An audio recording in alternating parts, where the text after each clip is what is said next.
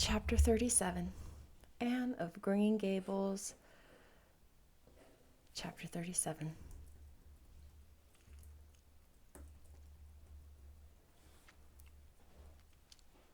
Matthew, what is the matter? Matthew, are you sick? It was Marilla who spoke, alarm in every jerky word. Anne came through the hall, her hands full of white narcissus. It was long before Anne could love the sight or odor of white narcissus again. In time to hear her and to see Matthew standing in the porch doorway, a folded paper in his hand and his face strangely drawn and gray. Anne dropped her flowers and sprang across the kitchen to him at the same moment as Marilla. They were both too late. Before they could reach him, Matthew had fallen across the threshold.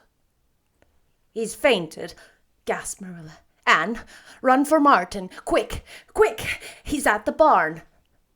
Martin, the hired man who had just driven home from the post office, started at once for the door, calling at Orchard Slope on his way to send Mr. and Mrs. Barry over. Mrs. Lynde, who was there on an errand, came too. They found Anne and Marilla distractedly trying to restore Matthew to consciousness. Mrs. Lynde pushed them gently aside, tried his pulse, and then laid her ear over his heart. She looked at their anxious faces and sorrowfully, and the tears came into her eyes. "Oh, Marilla," she said gravely, "I don't think we could do anything for him. Mrs. Lynde, you can't think Matthew is... Anne could not say the dreadful word. She turned sick and pallid. "Yes, child, I'm afraid of it. Look at his face. When you've seen that look as often as I have, you'll know what it means." Anne looked at the still face, and there beheld the seal of the great presence. When the doctor came, he said that death had been instantaneous and probably painless, caused in all likelihood by some sudden shock. The secret of the shock was discovered to be in the paper Matthew had held and which Martin had brought from the office that morning. It contained an account of the failure of the Abbey Bank. The news spread quickly through Avonlea, and all day friends and neighbors thronged Green Gables and came and went on errands of kindness for the dead and living. For the first time, shy, quiet Matthew Cuthbert was a person of central importance. The white majesty of death had fallen on him and set him apart as one crowned. When the calm night came softly down over Green Gables, the old house was hushed and tranquil. In the parlor lay Matthew Cuthbert in his coffin, his long gray hair framing his placid face, on which there was a little kindly smile, as if he but slept, dreaming pleasant dreams. There were flowers about him, sweet old-fashioned flowers which his mother had planted in the homestead garden in her bridal days, and for which Matthew had always had a secret, wordless love. Anne had gathered them and brought them to him, her anguished, tearless eyes burning in her white face. It was the last thing she could do for him. The Barrys and Mrs. Lynde stayed with them that night. Diana, going to the east gable, where Anne was standing at her window, said gently, "Anne, dear, would you like to have me sleep with you tonight?" "Thank you, Diana." Anne looked earnestly into her friend's face. "I think you won't misunderstand me when I say I want to be alone. I'm not afraid. I haven't been alone 1 minute since it happened, and I want to be. I want to be quite silent and quiet and try to realize it.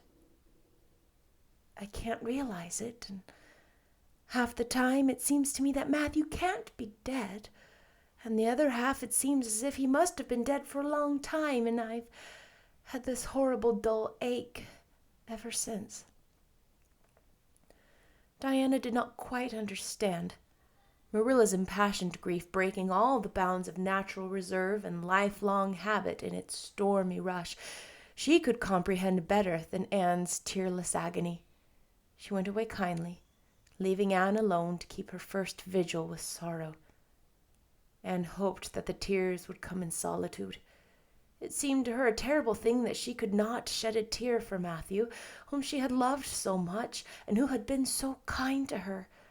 Matthew, who had walked with her last evening at sunset, and was now lying in the dim room below with that awful peace on his brow. But no tears came at first, even when she knelt by her window in the darkness and prayed, looking up at the stars beyond the hills. No tears, only the same horrible, dull ache of misery that kept on aching until she fell asleep, worn out with the day's pain and excitement. In the night she awakened, with the stillness and the darkness about her, and the recollection of the day came over her like a wave of sorrow. She could see Matthew's face smiling at her as he had smiled when they parted at the gate that last evening. She could hear his voice saying, my girl that I'm proud of." Then the tears came, and Anne wept her heart out. Marilla heard her and crept in to comfort her. There, don't cry so, dearie. It can't bring him back. It isn't right to cry so. I knew that today, but I couldn't help it then. He'd always been such a good, kind brother to me, but God knows best." "Oh, just let me cry, Marilla," sobbed Anne.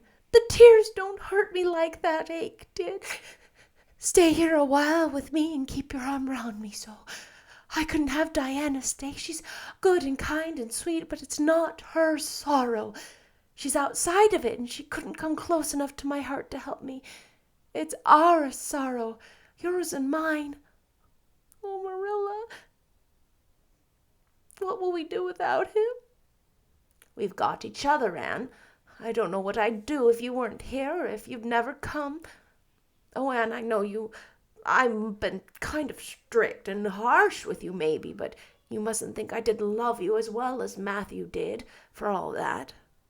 I want to tell you now when I can. It's never been easy for me to say things out of my heart, but at times like this it's easier. I love you as dear as if you were my own flesh and blood, and you've been my joy and comfort ever since you came to Green Gables."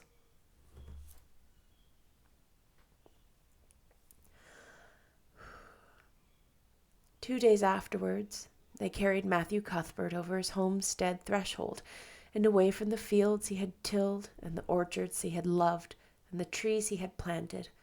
And then Avonlea settled back to its usual placidity, and even at Green Gables affairs slipped into their old groove, and work was done and duties fulfilled with regularity as before, although always with the aching sense of loss in all familiar things. Anne, new to grief, thought it almost sad that it could be so, that they could go on in the old way without Matthew.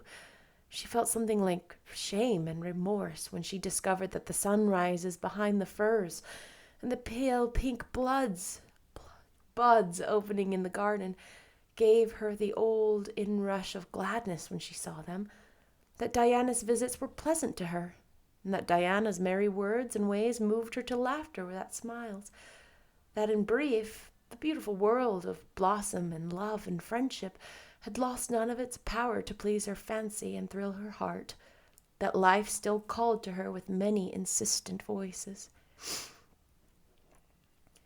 "It seems like disloyalty to Matthew, somehow, to find pleasure in these things now that he is gone," she said wistfully to Mrs. Allan one evening when they were together in the manse garden. "I miss him so much, all the time, and yet, Mrs. Allan, the world and life seem very beautiful and interesting to me for all. Today Diana said something funny, and I found myself laughing. I thought when it happened I would never laugh again, and it somehow seems as if I oughtn't to. When Matthew was here, he liked to hear you laugh, and he liked to know that you found pleasure in the pleasant things around you," said Mrs. Allan gently. "He is just away now, and he likes to know it is just the same. I am sure we should not shut our hearts against the healing influences that nature offers us, but I can understand your feeling. I think we all experience the same thing. We resent the thought that anything can please us when someone we love is no longer here to share the pleasure with us, and we almost feel as if we were unfaithful to our sorrow when we find our interest in life returning to us. I was down in the graveyard to plant a rose bush on Matthew's grave this afternoon, said Anne dreamily. I took a slip of the little white Scotch rose bush his mother brought out from Scotland long ago. Matthew always liked those roses the best. They were so small and sweet on their thorny stems. It made me feel glad that I could plant it by his grave, as if I were doing something that might please him in taking it there to be near him. I hope he has roses like them in heaven. Perhaps the souls of all those little white roses that he has loved so many summers were all there to meet him. I must go home now. Marilla is all alone and she gets lonely at twilight. She will be lonelier still, I fear, when you go away again to college, said Mrs. Allan. Anne did not reply. She said good night and went slowly back to Green Gables. Marilla was sitting on the front door steps and Anne sat down beside her. The door was open behind them, held back by a big pink conch shell with hints of sea sunsets in its inner smooth convolutions. Anne gathered some sprays of pale yellow honeysuckle and put them in her hair. She liked the delicious hint of fragrance, as some aerial benediction above her every second she moved. Dr. Spencer was here while you were away, Marilla said. He says that the specialist will be in town tomorrow, and he insists that I go in and have my eyes examined.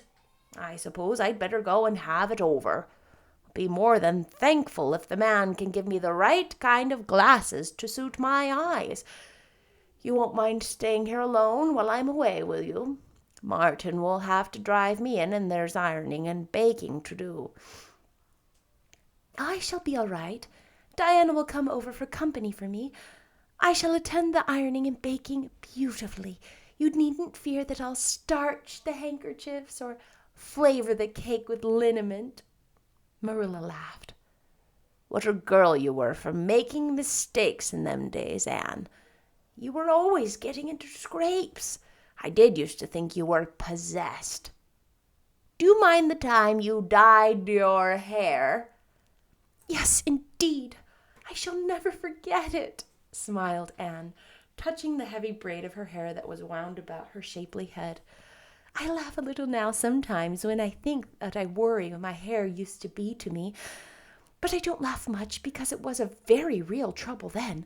I did suffer terribly over my hair and my freckles. My freckles are really gone, and people are nice enough to tell me my hair is auburn now, all but Josie Pye.